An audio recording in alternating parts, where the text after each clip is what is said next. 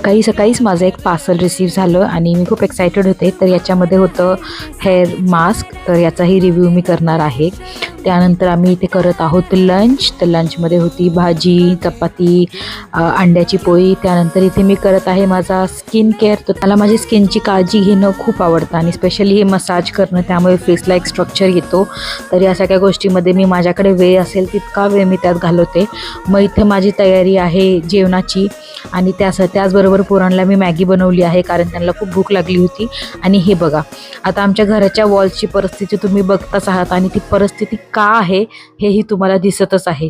जिथे दिसेल तिथे हे पोरं क्रेयॉन्सनी रंगवतात. आणि इथे हे बघा, इथे सई पण करते कलरिंग, बट ॲटलिस्ट ती बुकमध्ये तरी करते. आणि हे समर जिकडे तिकडे पसारा करण्यात एक नंबर आहे.